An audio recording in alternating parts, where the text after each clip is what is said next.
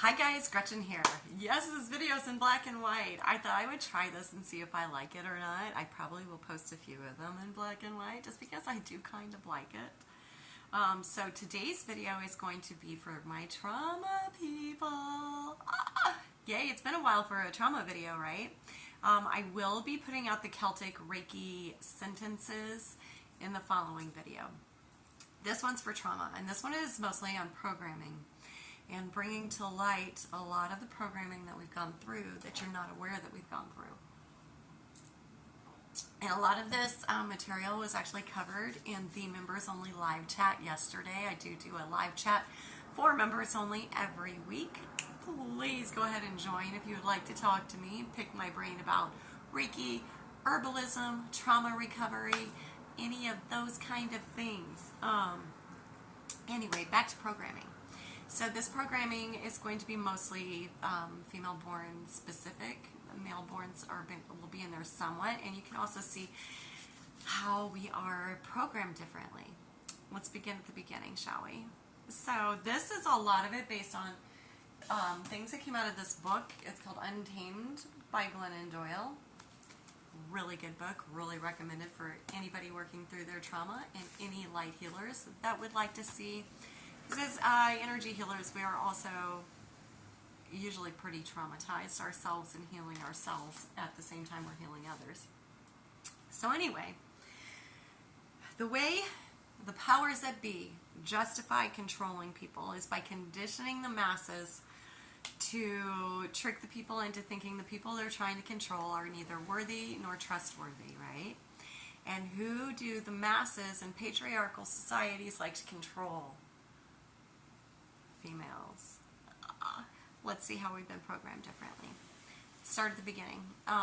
As a small child, you're told as a female-born, don't behave like that, don't scream, don't wiggle, girls don't do that, girls don't do that.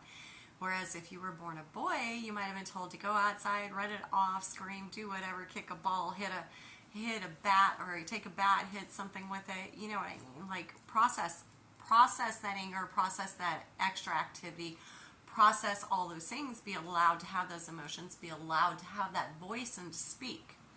Female-borns, no.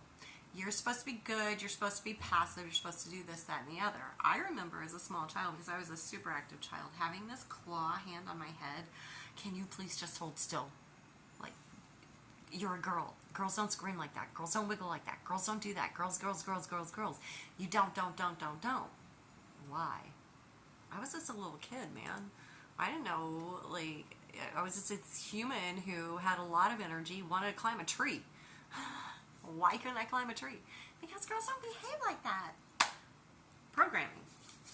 All right, let's move on to fairy tales. So as female-born, we are also taught with fairy tales, if you stray from the path, you could get eaten by the big bad wolf.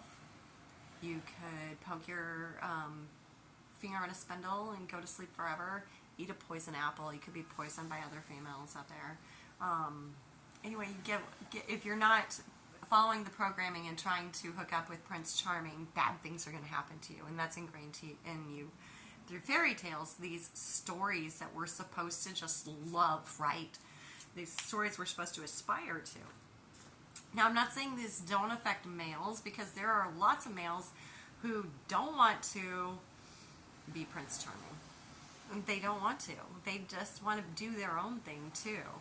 I'm just going into how everybody's taught that females have to be remolded into a specific pattern in most patriarchal societies. I am not excluding males on purpose. This is just something that is typical programming of females in patriarchal societies, which is why I'm addressing it. Next up, beauty industry. Eyelashes aren't long enough, eyelashes aren't thick enough, you have pores, you have zits, you have wrinkles, oh my god, you have cellulite, how dare you be a human and have skin? So it tells us to cover up our blemishes, to enhance our good features, to hide the bad features, how to shade, how to contour, how to do all of that, change your hair color, etc., to please the male eye and to please basically to fall in line with what we're told is attractive. Now, that's been changed pretty much every decade. If you go back to like the 1950s, women were pretty curvaceous. You go to the 1990s, pretty cocaine body. And then you skip up to the 2020s, and we're going back to like skinny waist, big butts. Boobs kind of go either way at this point. Diet culture, diet and exercise culture. That's where we're at. You're not allowed to look a certain way. If you have an athletic body, you're probably supposed to grow a butt. If you are too curvy, you're probably supposed to be skinnier. There's always going to be somebody telling you your body's not right. If you're comfortable in your body, it's right. You don't have to reformat your body to please anybody but yourself. Okay, politicians. You know this is a biggie. Can't trust ourselves about our own reproductive systems. Hold up, buddy. You're telling me that the organs that are born into my body, I don't get to control, you do? Some person who's never met me, who doesn't pay my bills, who doesn't know any part of my life, you are a better judge of what I can do with the organs that I'm born with than what I need for my life? I don't think so. I can be trusted with my own body. Legal system. 20 women say he raped me. One guy says, no, I didn't do it. He's got enough money. He'll probably be proven innocent. And in the meantime, not only will he be proven innocent, usually, they will trash the women. They will completely 100% trash the women. They will look for everything in their past, even though anything in their past has nothing to do with the violent act that was pushed onto them. Legal system, though. Oh, you don't know what you're talking about. Blah blah blah. You know, it's okay. It's a good old boy. We're good. I mean, literally, like, look at that. What's his face? Who raped a passed out girl behind a dumpster, and there was a witness too, and he got 6 months. Ooh, she's probably still in counseling. Religion. And yes, I get this is a touchy subject. Please don't send me any hate comments on this. This religion is, the religion I'm going to be referring to is the Christian religion based on the Judeo-Christian God. And Adam, Eve, and Lilith. So Adam and Lilith were made at the same time from the same material. Lilith surpassed Adam, and the Judeo-Christian God turned her into the serpent, basically. Made Eve from Adam's rib, thinking she would be subservient, right? Because it's a piece of him, not actually equal to him. Well, Lilith the serpent got a hold of Eve and said, hey girl, I got your back. You don't have to live this life like a complete moron. Have some knowledge. Okay, so she ate from the fruit of the tree of knowledge, right? And so what do we as females learn from this story in the Bible? That Eve defied God, betrayed her partner, cursed her family, and destroyed the world from eating some fruit and gaining some knowledge. So we're told as females through female born, and again, I do apologize. I'm not trying to be not exclusive of males. However, in the country that I'm in a good chunk of countries, females are oppressed because we are reprogrammed from the get-go, and we're not allowed to be ourselves. We can't go out with our frizzy, oh, my hair doesn't frizz because I have this baby fawn hair. But like, if it's raining today, I have friends who have frizzy hair. I love their frizzy hair, but they're taught by society that their frizzy hair is ugly. It's not. It's cool as shit looking. So, what do we do? How do you even know who you are? Oh, and here's another thing. This author, Glennon, when she put in her book, her college roommate went to business school because her mom was a corporate attorney. And we've talked about this before. So the mom of the roommate was like, hey, I'm a businesswoman. You're going to go to college for business. This roommate would come back to the room, back to the dorm room, and paint to decompress. Amazing artist, per the author. So she meets her husband in college, puts him through medical school. They begin to have children. She quits working, stays home with the children. Starts trying to paint again, runs into Glennon. Oh, I'm thinking about going back to art school. Goes to art school for a little bit. Glennon runs into them later. How's art school? Oh, no. He was busy. The kids were busy. It just felt selfish to do this. So, think about this. In the patriarchal societies that we're in, the only way to be a perfect woman is to be none of you, none of yourself. The only way to be a perfect woman by society standards is to be 100% selfless. Break down that word. Selfless, less self. Why would you want to be less self to take care of other people? You can still be you and take care of other people. Trust me, if you want to go to art school, they'll figure out their schedules. They can learn how to make a freaking sandwich a little bit earlier. The partner can be a partner and help. Okay, and that's the other thing, is we end up with these partners who can't survive without us because they don't know how to cook, clean, do laundry, or any of it. It's a failing on their parents' part because they should have raised them thinking, hey, they wear clothes, they eat food, and they use dishes. Let's teach them how to do this so they're not dependent on a female.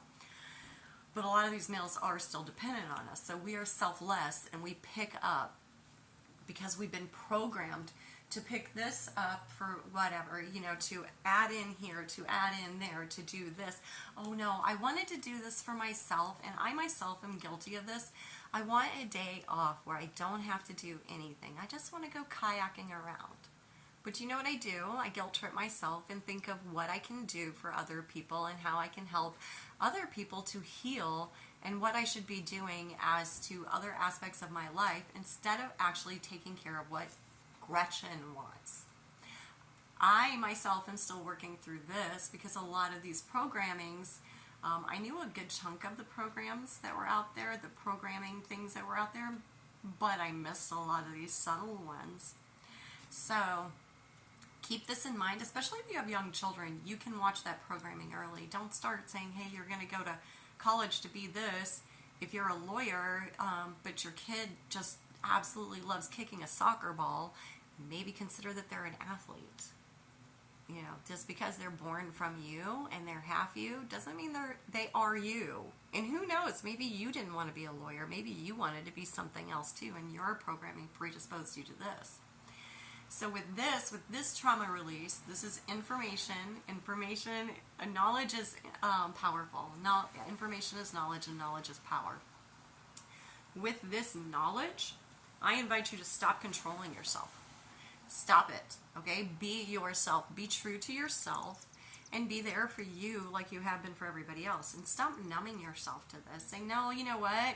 This is a path that I've been programmed to do. I get that, but I'm not happy doing it.